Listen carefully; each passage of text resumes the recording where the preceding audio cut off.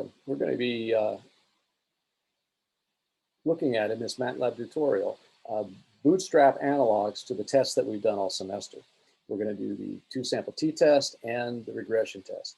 The thing to keep in mind is that when the assumptions of the t-test or analysis of variance or of regression, any regression model, are violated, if those assumptions are violated, if we don't have homogeneity of variance, if we have heteroscedasticity, if we don't have normal parent populations, what happens is we lose power in those tests. We lose some of the power to detect a difference that might be real, okay? And we want as much power as we can for the sample size that we can afford. And so sometimes if we run the data and we see that there's these strangely looking distributions, we see a real fat sample 1 and a real skinny sample 2, we realize that we violated those assumptions. And so what do? Well, we can run it.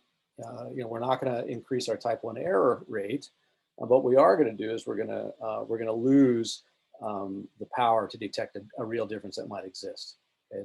The variation is going to obscure a real difference. And so that's where the Bootstrap method comes in. It's what's called a non-parametric test. And we use it in cases where we violate those assumptions of these parametric tests.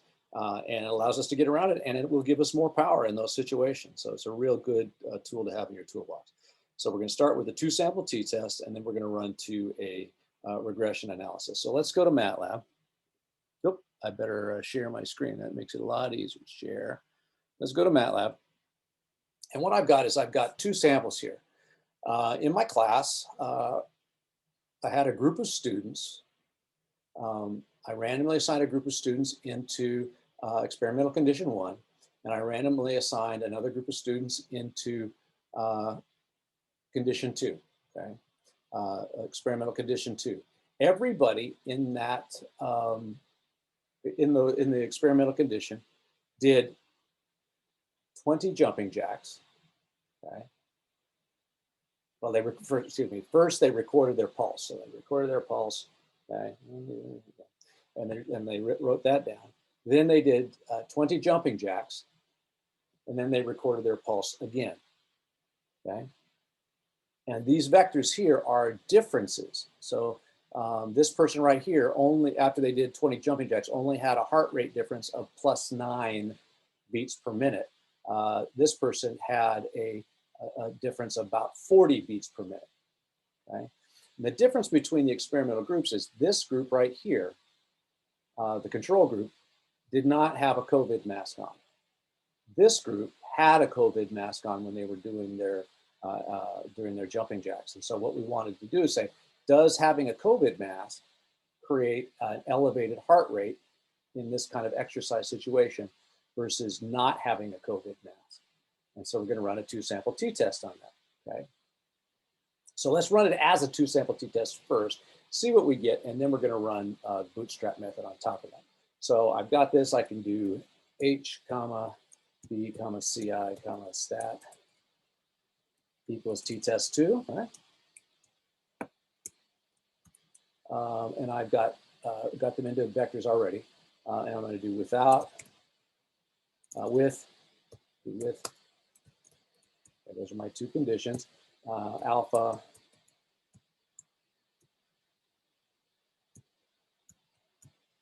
.05, and we're going to do a tail test.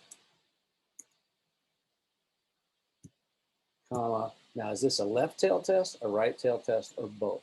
In this case, we believe that width is going to be greater. I mean, we believe that the COVID mask is going to reduce some oxygen intake, and so we should have a greater heart rate. So I'm going to say this is a right tail test, okay? And we can run it. And so we can take a look at this, and it says, okay, H. The hypothesis test returns we don't have a significant difference in heart rate between the group. The confidence interval runs from -11 to infinity. 0 is definitely in that confidence interval. If we look at stats, the t-stat is, very small. Degrees of freedom is about you know, 60. So yeah, okay. So it looks like, you know, we didn't we did not reject the null hypothesis. We have to assume that wearing a COVID mask on average does not does not create elevated heart rate. All right, so now what we're going to do is we are going to do this with a bootstrap method. So let's assume, let's just find out. I'm going to do mean width is equal to mean width.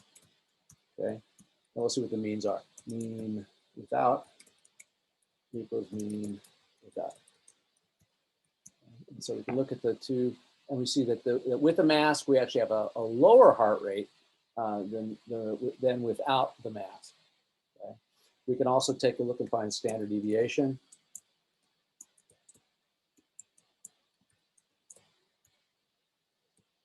Okay.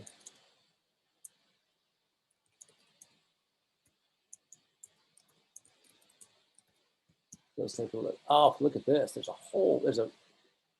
actually a fairly decent difference in variation between the two samples. So maybe we're violating one of those, violating homogeneity of variance. Let's use Bootstrap to see if we can get a little more power to detect a significant difference, okay? So what we're gonna do is we're gonna use, we're gonna create a sampling distribution of the mean taken of random samples from each of our data vectors. So we have 30 data points in each, so we're going to create 10,000 random samples of size 30 from our vector of people without masks, and we're going to take 10,000 samples of size 30 from this vector of people with masks. We take those 10,000 samples, we're going to compute the mean of each of those 10,000 samples, and we'll create vectors, separate vectors of each of those means. So let's start with the width. Okay. We're going to say boot width is equal to bootstrap. That's our function. It's going to take those 10,000 simple random samples with replacement of the same sample size as our vector. Okay, and it's going to compute the means of all of those samples. So we're going to go 10,000. I use 10,000. It could be a million. It could be whatever you want. But 10,000, it can be done in real time, and it's big enough to where it's nice and stable. Okay, and we're going to calculate the mean. That's what that at mean means. The function that we're going to be using to calculate the statistic that then creates the sampling distribution. And we're going to take it from width. Okay? We're taking it from this vector. Okay? And so we'll notice that we get 10,000 means, so the mean of 10,000 samples, all taken from this vector. Okay? Now we're going to do boot without.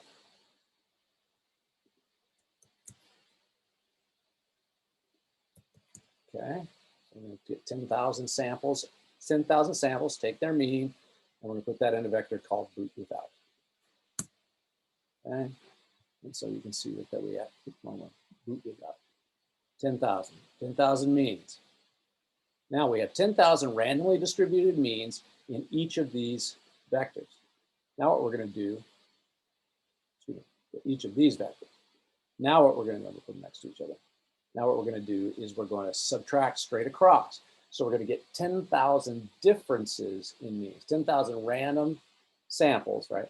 10,000 differences in those random samples. So we can find out what the distribution of differences in means are. And that's what the t-test examines, is the distribution of mean differences. So we're going to say boot diff is equal to boot width minus boot without. Okay, and now we have boot diff. So we got some negatives, we got some negative, and we got some positive, right? So now what we're going to do, so we've got 10,000 means, or 10,000 mean differences, and a sampling distribution of 10,000 mean differences. Now let's find out what our 95% confidence interval is going to be. So the first thing I have to do is I'm going to sort it, because this is the easiest way to do it. Okay, so I'm just going to sort boot diff. And now what that does is I have a vector that starts out with, some of them have a mean of minus 25. One sample has a set of samples has a mean difference of minus 25 beats per minute, and all the way up to the 10,000th, which has a difference of about 13.1 beats per minute. Okay. And so now what we want to do is we find out our 95% confidence interval. All right.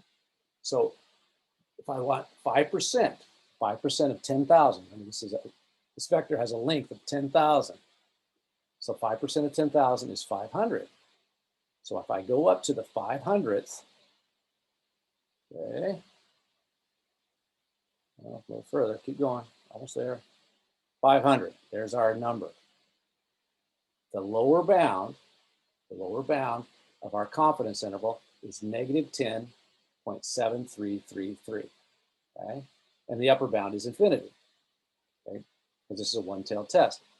And so we can compare that value. That is the boundary of our critical interval.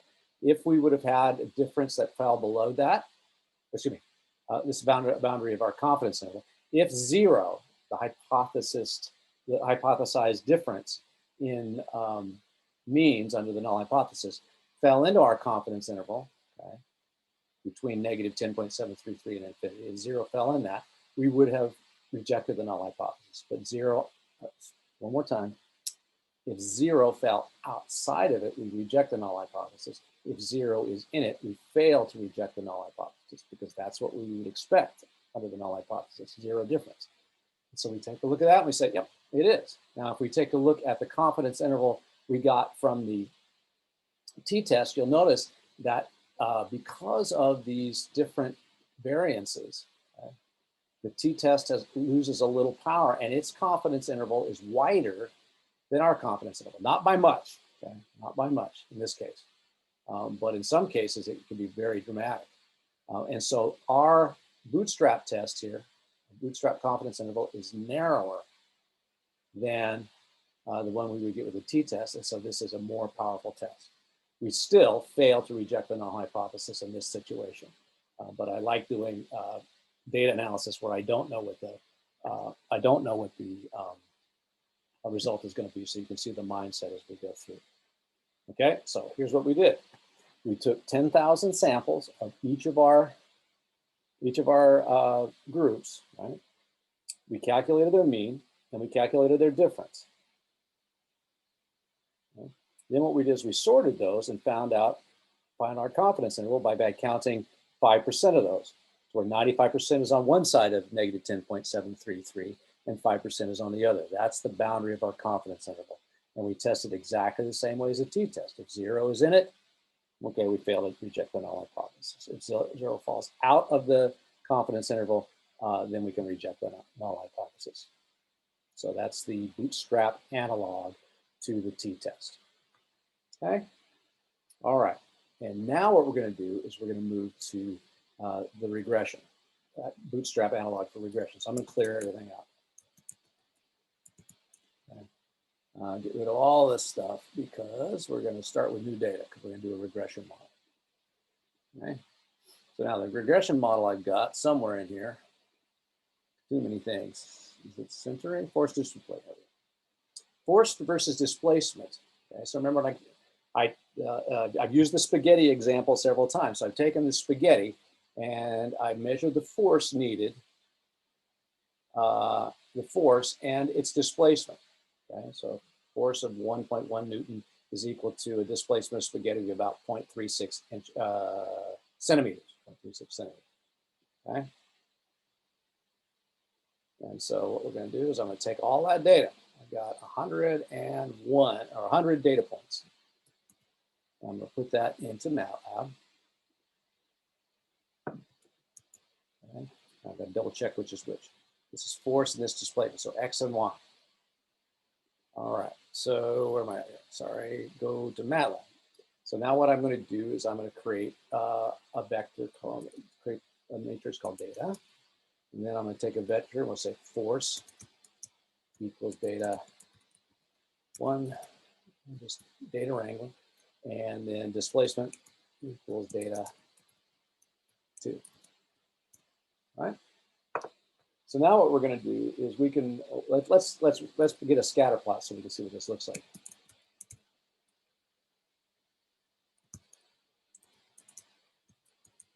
See if we might reasonably fit a linear model. Okay, it's Hooke's law, so we hopefully should.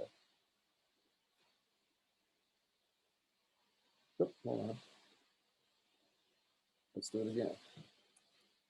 It's not right. There we go. That's what it's supposed to look like.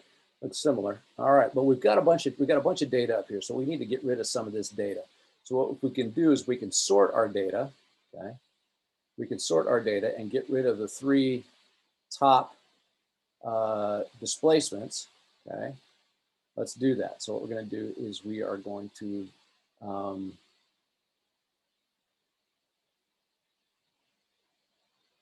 let's see if I can sort this here.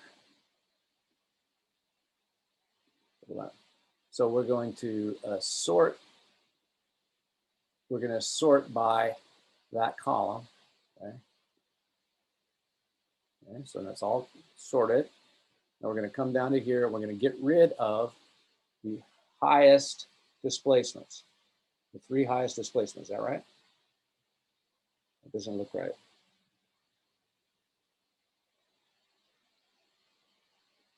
Let's take a look at it. What's our picture look like?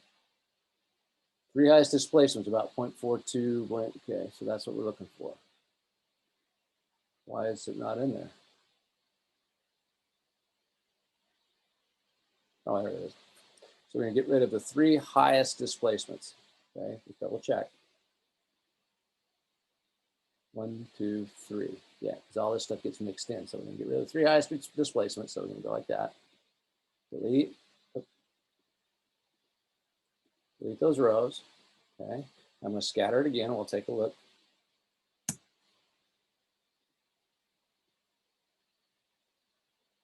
It didn't do it. What's going on? Oh. I'll go through the whole thing again. Boom. Displacements. Now we'll do it. Sorry. There we go. So now you can see we've still got some nasty things. So if I get rid of the 2 highest displacements, then we're feeling good. I think we'll be okay. We'll still have a couple outliers, but it won't be too bad. Let's get rid of the 2 highest displacements. So I can go like this. I can select displacement, and then I can sort by displacement. Get rid of the 2 highest there. Delete row. Okay. And then we can take a look at that.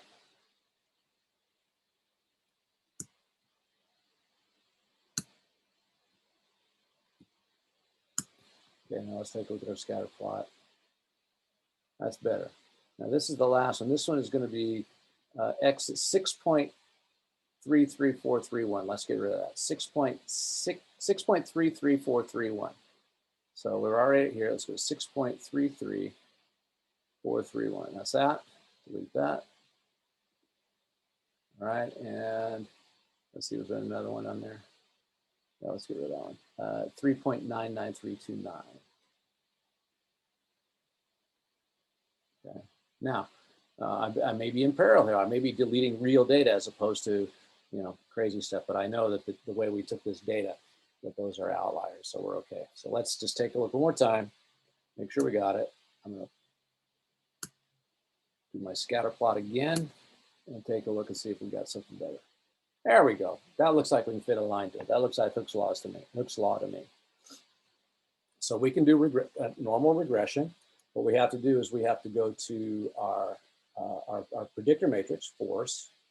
I'm going to need to add a column to the left, and then I'm going to have to insert ones in there because regress needs an augmented matrix. So we're going to say this, force column 1 is equal to 1s. And that replaces that. Okay, so now what we can do, okay, we've got our data. Now what we can do is we can run regression. So I'm just going to do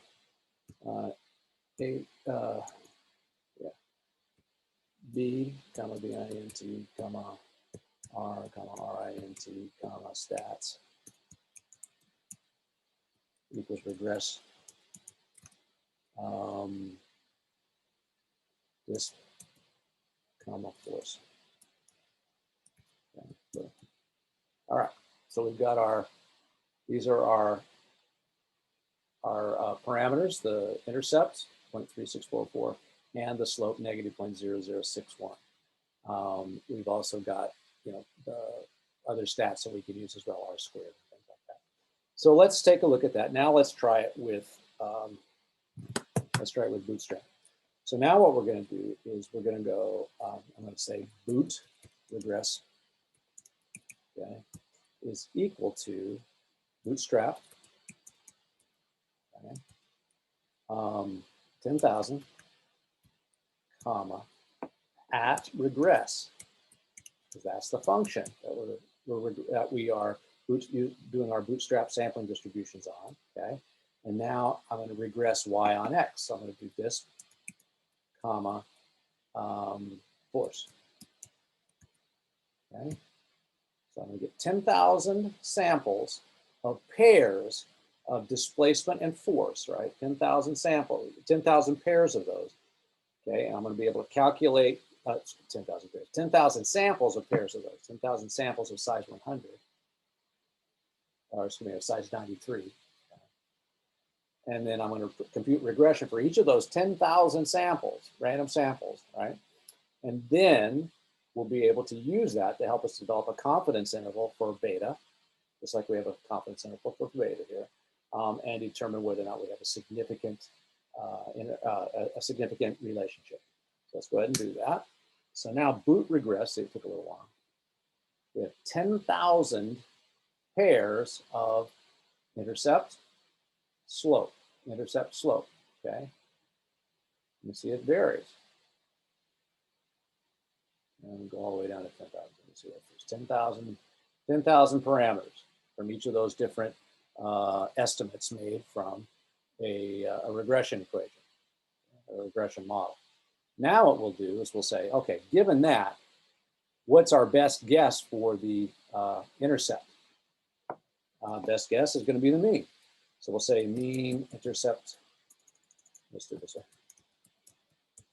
Let's do B0 equals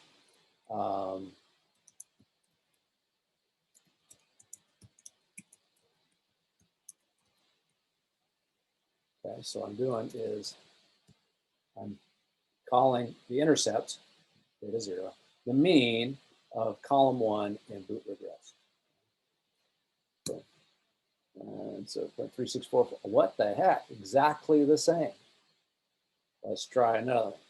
Let's try B1 equals mean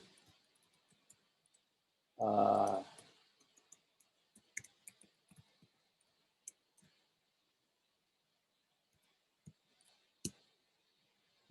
negative 0.00, exactly the same. Notice, so I want you to understand that if I have something that's this beautifully linear, and I know that the underlying relationship, Hooke's law, is linear for this, right? This spaghetti displacement, okay? It's a simple spring, right? So we know Hooke's law works, that Hooke's law is true for this, at least for this example, and we didn't get past the elastic range, maybe down here where we had some of those high data points, okay? That bootstrap methods will give you exactly the same in conditions where you don't violate any of the assumptions of normalcy or linearity or of homogeneity of variance, okay, or homoscedasticity, okay? They'll be exactly the same. If, however, we had violated some of those, then the bootstrap regression could give us a better, more precise estimate, okay? It gives us more power. Gives us more power under those conditions. And of course, once I have once I have my parameters, right, I can say hold on, and then I'm going to say, how should I do this? Yeah, let's just do plot force and comma 2. And so that's our predictor, comma B0 plus B1 times force 2. And I think it'll work this way. Let's make sure I do this. Okay, so now what I'm doing, there we go. So now what I'm doing is I'm saying I'm going to plot data from the force vector. Then I'm going to plot the predicted value of displacement based upon force given our regression equation. And then I'm going to put that in red so we can see it on the scatter plot. And look at that. Beautiful model, beautifully linear. Okay. So that's bootstrap regression. Okay. Bootstrap regression. And we can calculate the residuals exactly the same way as we had before. We can calculate R and R squared, sum of squares total, sum of squared, all that stuff we can calculate with the data that we've got here from regression, from the bootstrap method. Now, things to remember. Bootstrap is used when we have violated the assumptions of our parametric tests, the analysis of variance, the t-test, the regression. We violate their assumptions, they're not going to have much power. So what we're going to do is we're going to use Bootstrap to help us get a more powerful test. Under conditions where we haven't violated anything, where everything is perfect under those models, then use the parametric tests because they will be more powerful than Bootstrap. Bootstrap is a bootstrap method, right? It's not something that you're going to use firsthand if you don't need to, okay? But it is a powerful method. It's a lovely computational method. It's simple and straightforward, and you can use it for any function or any sort of statistical test that you want. Almost every stat package that's worth its salt will have bootstrap methods in it, so you can use it. All right. I think that's it. Have a nice afternoon. I'm going to go to here, stop share. There we go. Take care.